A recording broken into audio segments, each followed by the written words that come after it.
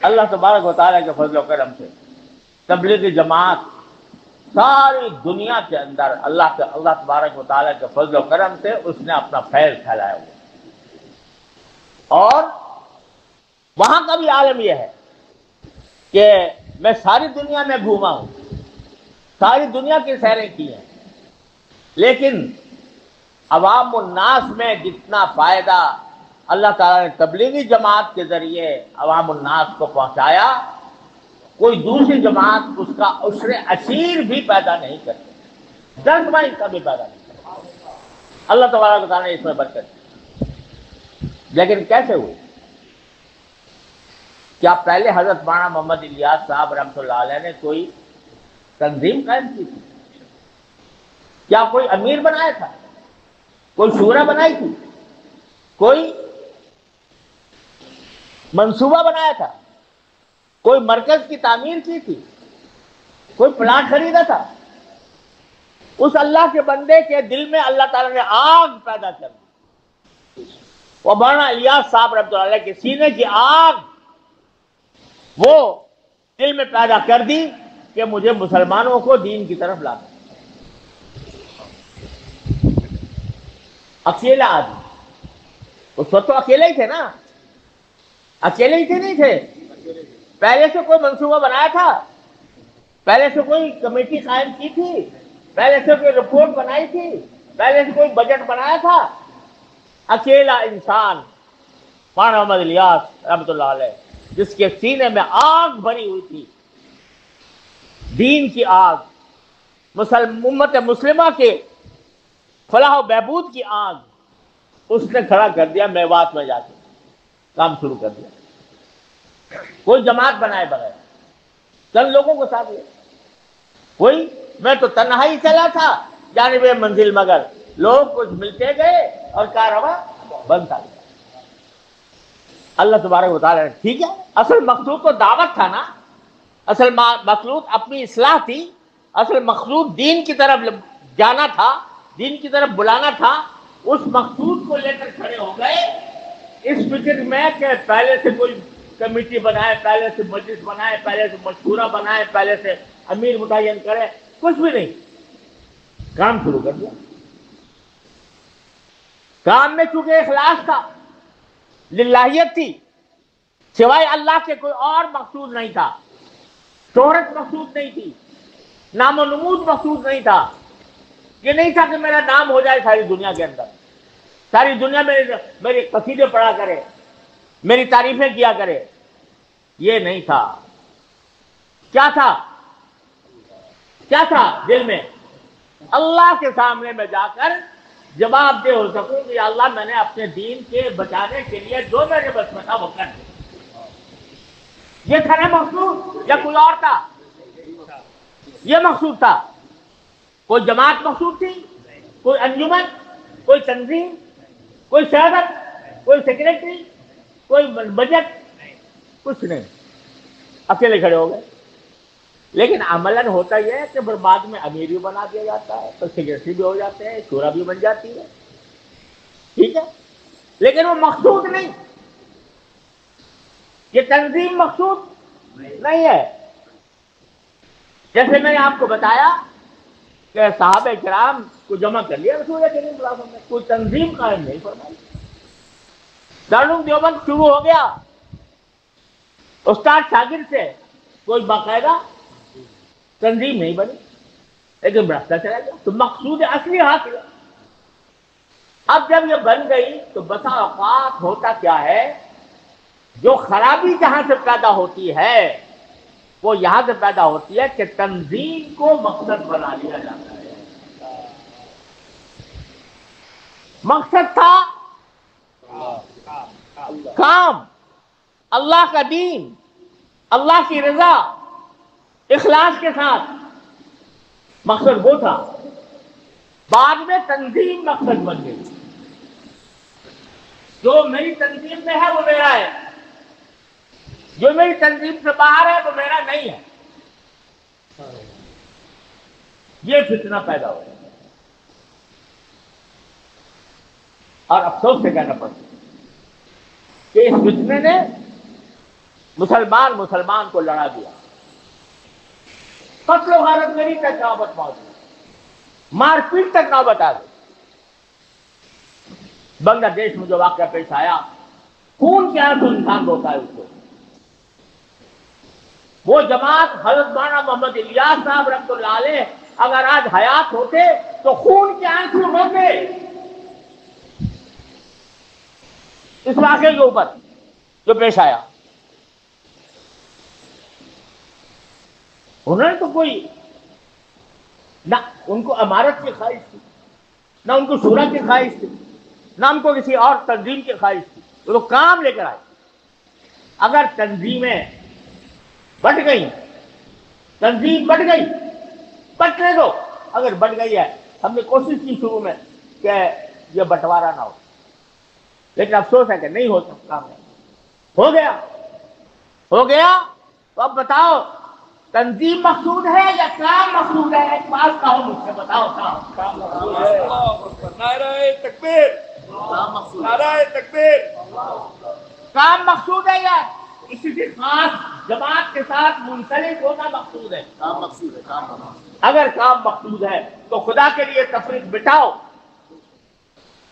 جو کوئی اللہ کا نام لے، جو کوئی اللہ کے دین کی طرف دعوت دے، اس کو خوش آمدید کہو، اس کو اپنا سمجھو، اس کے ساتھ محبت کا معاملہ کرو، اس کے ساتھ دشمنی مت رکھو۔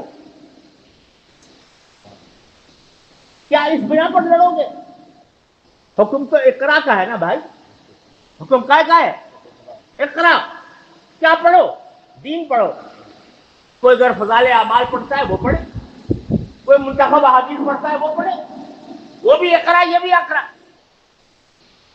تو اگر تھوڑا سا طریقے میں فرق ہے اس کو گوارا کر لو، لیکن مسلمانوں کے درمیان تفریق وہ چیز ہے جس کو سرکار دو عالم صلی اللہ علیہ وسلم نے زندگی بھر کبھی گوارا نہیں۔ اگر کوئی شخص مجھ سے دین سیکھنا چاہتا ہے، مجھ سے، میں یہ چاہوں کہ یہ مجھ سے سیکھے، دوسرے سے بات نہ جائے۔ میں یہ چاہوں کہ مولانا عارف بھائی، ان کے پاس 2-4 آدمی آتے ہیں دین سیکھنے کے لیے، میں کہتا ہوں دین کو یہاں سے سیکھ، تو میرے پاس آ، یہ بتاؤ اخلاص ہوگا یا ریاکاری ہوگی؟ اگر دین سیکھنے کے لیے ایک آدمی آ رہا ہے اور ایک جماعت کے ذریعے دین سیکھ رہا ہے تو اس سے کیوں دشمنی ہو آپ کو؟ اگر آپ کو ذریعہ ہوتا ہے تو وہ بھی آپ کا کام کر رہا ہے، وہ کر رہا ہے تو وہ بھی آپ کا کام کر رہا ہے۔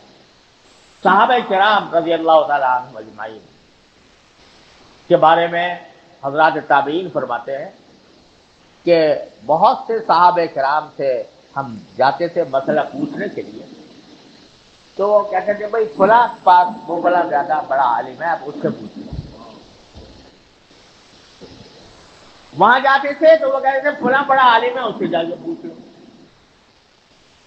بعض اوقات گھوم پھر کے پھر پہلے آدمی کے پاس ہم آتے ہیں کہ جی وہ تو سب یہ کہہ رہے ہیں کہ آپ ہی بتائیں، تو پھر ان کو مسئلہ بتاتے۔ وہ چاہتے تھے کہ یہ دین کے بتانے کی جو فضیلت ہے وہ میرے بھائی کو حاصل ہو جائے تو زیادہ بہتر ہے، اس کا ثواب اس کو مل جائے۔ اس کے آج دنیا بن گئی ہے کریڈٹ کی، کریڈٹ لینا ہے، تیرا کس کے سر بندے، کس کا نام لیا جائے کہ اس نے بہت بڑا کارنامہ انجام دے دیا۔ میں قسم سے کہتا ہوں کہ اگر حضرت مولانا محمد الیاس صاحب رحمۃ اللہ علیہ کے حاشیے خیال میں یہ بات گزری ہوتی کہ میرا نام ہو جائے دنیا میں کہ اس نے دنیا میں دعوت دین کا بیڑا اٹھایا، تو ہرگز وہ دعوت میں شروع نہ کرتے۔ ان کے دل میں صرف اخلاص تھا، صرف وہ للہیت تھی، صرف یہ کام تھا کہ اللہ تبارک کے دین کو کوئی فائدہ پہنچ جائے۔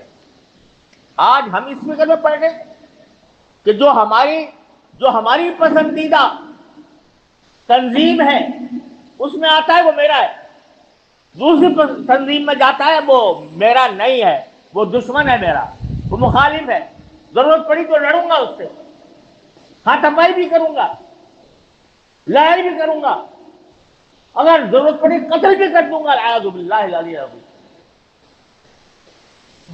یہاں تک نوبت پہنچ جائے تو خوب سمجھ لو کہ شیطان نے اپنا راستہ بنا لیا۔ جب یہاں تک راستہ پہنچ جائے، مسلمان کے خلاف قتل و قتال پر آمادہ ہو جائے، سمجھ لو کہ شیطان نے ان کے اندر راستہ بنا لیا۔ وہ صحابہ کرام تھے رضی اللہ تعالیٰ عنہ، جن کو نبی کریم صلی اللہ علیہ وسلم کی صحبت حاصل تھی کہ وہ آپس میں قتل و قتال کے باوجود صحابی رہے۔ کیوں؟ اس لیے کہ نیتیں دونوں کی خالص تھیں۔ لیکن ہمارے دور میں قتل و قتال مسلمان کے درمیان، ایک آدمی دوسرے پر پتھر اٹھائے، دوسرے پر تلوار اٹھائے، دوسرے پر گولی چلائے، دوسرے کو دھکا دے، دوسرے کو گرائے، یہ سوائے شیطان کے اور کسی کا کام نہیں ہو سکتا۔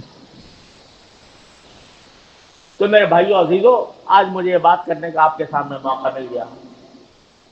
میرے علم میں اس بات لائی گئی کہ الحمدللہ اس اجتماع میں دونوں قسم کے حضرات موجود ہیں۔ الحمدللہ یہ سن کر مجھے بہت خوشی ہوئی کہ کوئی ایک ایسی جگہ ہوئی جہاں پر دونوں قسم کے حضرات جمع ہیں، اللہ کے لیے جمع ہیں، اللہ کے دین کے لیے جمع ہیں، اللہ تعالیٰ کے دین کی نصرت کے لیے جمع ہیں۔ انشاءاللہ اس پر برکتیں نازل ہوں گی، رحمتیں نازل ہوں گی، اور اپنے دلوں سے یہ کینہ نکالیے، اپنے دلوں سے یہ بغض ختم کیجئے، یہ ایک دوسرے کے خلاف بہادرائی کا سلسلہ بند کیجئے، اور سمجھیے کہ چلو ہم الگ ہو گئے ہیں، لیکن جو اصل مقصود ہے اس میں ہم متحد ہیں، وہ ہے اقرأ بسم ربک الذی خلق۔ لیکن بس خلاصہ یہ ہے، اقرأ کو مضبوطی سے پکڑ لو، اقرأ کو مضبوطی سے پکڑ لو، دین پڑھو، دین پڑھاؤ، دین پہنچاؤ، لوگوں کو دین کے قریب لاؤ۔ جو کوئی دوسرا دین کے قریب لا رہا ہے اس کا اپنا بھائی سمجھو، اس کا اپنا حریف نہ سمجھو، اس کا اپنا رقیب نہ سمجھو، اخوت کے ساتھ، محبت کے ساتھ، پیار کے ساتھ زندگی گزارو۔ یہ ساری برکت حضرت مولانا محمد الیاس صاحب قدس اللہ تعالیٰ سرہ، حضرت مولانا محمد یوسف خان صاحب رحمۃ اللہ تعالیٰ علیہ، حضرت مولانا نام الحسن صاحب رحمۃ اللہ علیہ، ان سب کی انوار و برکات ہیں جو اب تک چل رہے ہیں۔ لہذا ان کو خدا کے لیے آپس کی دشمنیوں، عداوتوں، لڑائیوں، جھگڑوں سے برباد نہ کرنا، جو اصل مقصود ہے وہ حاصل ہوتا ہے۔ جو کوئی بھی دین کا کام کر رہا ہے اہلاً و سہلاً اس کو خوش آمدید کہو۔ اللہ تبارک و تعالیٰ اپنے فضل و کرم سے ہم سب کو اس کی توفیق عطا فرمائے۔